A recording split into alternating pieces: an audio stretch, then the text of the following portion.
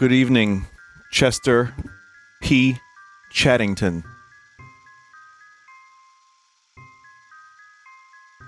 So, Vinny, this stream is lacking a deep rock galactic pregnancy thumbnail. I feel deprived.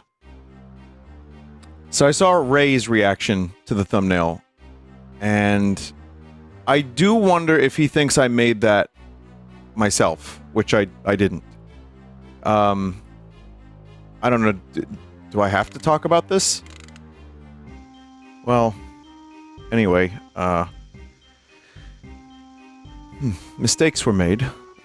It's okay, you can take credit for it. No, Johnny! Johnny, you put so much effort into it. Johnny, you know, you did such great work. We should be clear about, you know, you being the one that made it. You made it, and you made it very well. Good job, Johnny. Someone said I need to follow up on that thumbnail 9 months from now. I mean, I don't know what you're talking about. Anyway, welcome to the stream. It's very interesting. Start to a stream, isn't it? Oh, lordy lord. Hey. So, chat, couple quick things I wanted to talk about before we begin is, Annapurna, like, just quit. Like, a ton of their employees quit. And, they, you know, they produced fucking Outer Wilds. All of them quit? Do we have any information on why this happened, or is this all just, like, we got the news and that was all we heard about? The industry's dying, Cloud. So they published Rip on the Silent Project. Yeah, they did a Silent Hill project. Had to do with negotiating. No negotiation deal fell apart. Dispute between them and the founder. Damn. Yeah, it sucks. That's awful. I don't know where you go from there. They did Stray. They did Donut Country, Kentucky Route Zero, Outer Wilds, Sayonara Wild Hearts, Watum, which I streamed. I mean, a lot of good published games. So I hope that, you know, some of those people land on their feet. Yeah, Microsoft fired like, what, 650 people? So I don't know what the hell's going on, chat. It's, what can I say? There are some nightmarish things happening in this industry. And I'm not smart enough to unpack all of it, but it just sucks.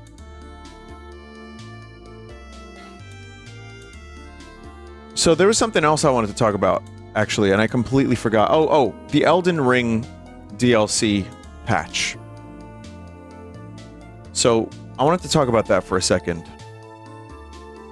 They nerfed the final boss of Elden Ring's DLC. I'm not going to say the name of the final boss because I don't want to spoil it for people who haven't played it. But I'll just say the final boss. You know who I'm talking about. I was stuck on that boss for a while. I think a little less time than Melania. And people were saying I had like a bad build. My build was probably not the best, but it was okay. But, they nerfed the boss a little bit. They just kind of, like, made it so that you can summon without being, like, booty blasted in the first minute of the fight. Second of the fight. And they telegraphed some attacks better, and apparently, you know, made some, just a little bit easier in a couple spots and, like, reduced some of the damage here and there. So, I actually don't know what the fight is like now, but I'll tell you, I didn't really have fun doing that fight, and I had to use rot, and I had to be a little cheesy to make it happen. I loved the DLC. I loved all of those bosses, pretty much. I got stuck on a couple, but then a couple I just had fun fighting. And one of the things I saw someone say, like, I was worried about the future of FromSoft bosses because of the last boss of the DLC. It was just too unfun hard. So, first I want to say, fuck you all. I did it before the nerf. Let's start with that. And then I want to say that I think it's a good idea to maybe find ways to make the fight a little bit more fun. I do think that, like, I did it quicker than I expected to, and I was really happy that I did it, and it felt good, even if the boss wasn't overly fun to fight in a couple spots. And honestly, Rot did most of the work, let's be honest.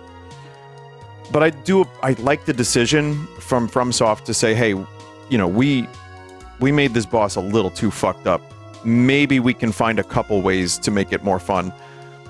Maybe that's an unpopular opinion, but I think every other boss fight in that game, in the DLC at least, felt really fun and rewarding and challenging to me, and that one was not. So I think good call. And I think it's good that I think it's maybe good that they draw a line to a degree of, like, all right, if this is just like you have to go and like spec into a specific build and play a very, very specific way to beat this boss with a little bit of luck, then, you know, maybe we should change it. I think that's good. I think that's a good thing. But I don't know, what do you think? Have you seen the video of the final boss hitboxes? They're basically larger than the model by like 2 times, so it was bullshit types of hard. Good for you for beating it. Well, thank you very much. I was happy I did, you know, it was cool. It felt really good, like I said. But yeah, it just, what makes a good final boss in a video game? So that's a really a question I was pondering, and I was thinking about it. To me, it's like the sum of every other boss, or like the sum of all of your skills and then a little extra, plus a little bit of attrition. Obviously, every game plays differently, but when I think of, well, Ganondorf in Ocarina of Time, for example, you have to use a couple of your items, you have a couple different phases, and you have to be, like, precise with your hits when you do. And the game actually teaches you how to beat Ganondorf from the Phantom Ganon fight. So I feel like it really feels like a good culmination. It's not that difficult, especially when you're, you know, not a babby anymore, but it just feels satisfying, and it has great music, great visuals. Then you have to run from the tower. I think it's a great boss fight. But then you have Sephiroth in Final Fantasy VII, and that one can be either really, really annoyingly tough or piss easy.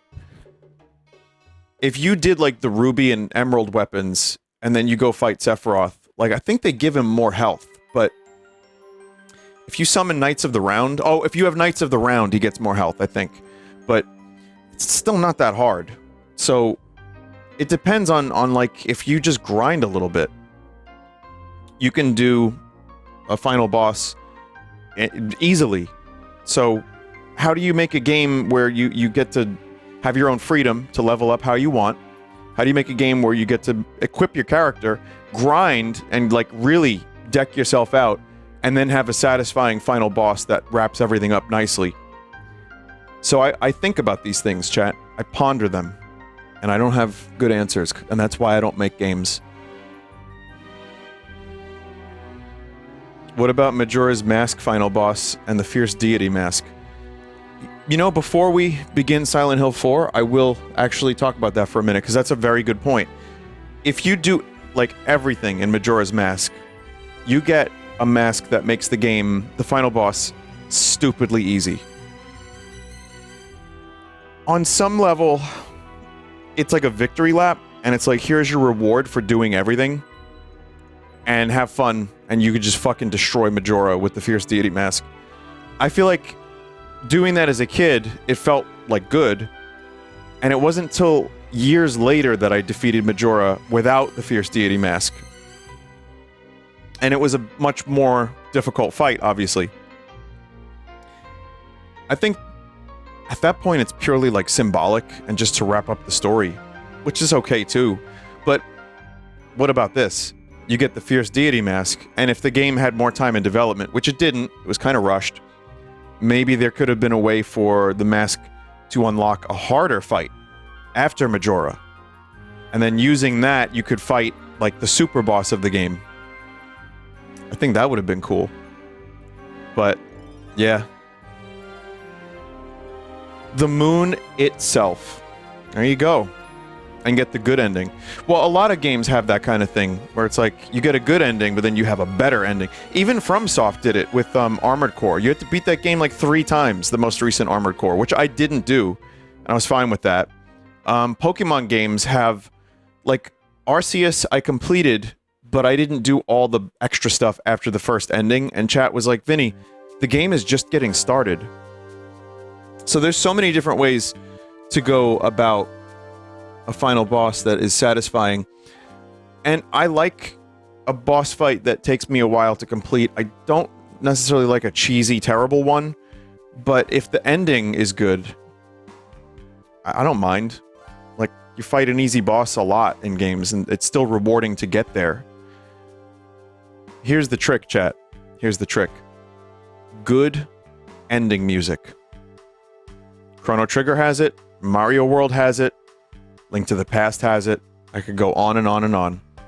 If you get like a good 8-minute song from, you know, this game that you've been playing for so long, and you hear all these little motifs weave in and out, and you have a nice ending, I gotta be honest, I don't really give a shit how easy the boss is. That feels good. So,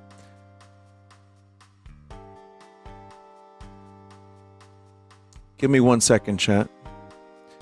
So, chat, I gotta I gotta do something real quick and get something to drink. I gotta throw myself away for a moment. Hang on, be right back.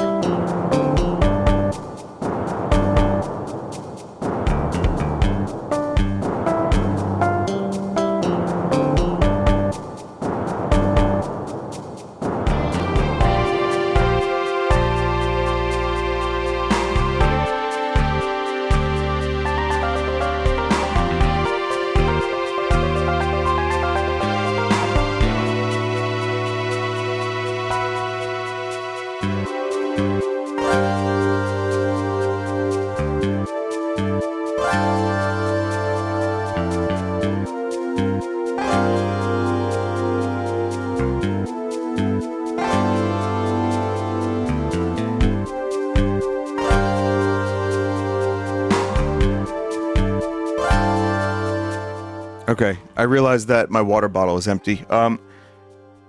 Thank you for listening to my extended musings here at the beginning of the streams. And, we can begin. Tonight we're gonna do Silent Hill 4 for a little while, and then Abiotic Factor. So, should be fun. And thank you for choosing Vinesauce, Vinny.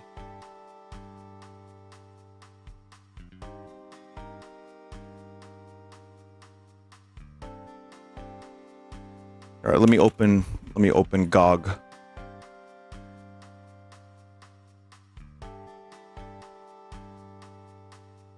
GOG.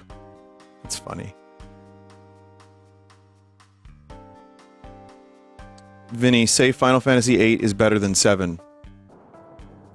I don't even think that's close to being true.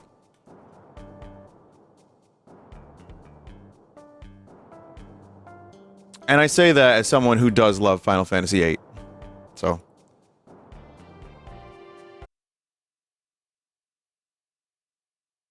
Alright, it's close in some aspects. And maybe exceeds it in others. But it is, I think 7 is overall the better game. Screw you, draw system.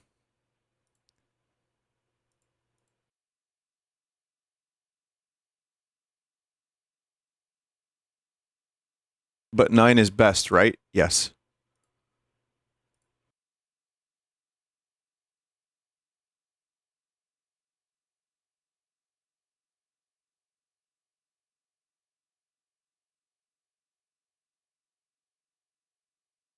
Is crowdsourcing still happening this week?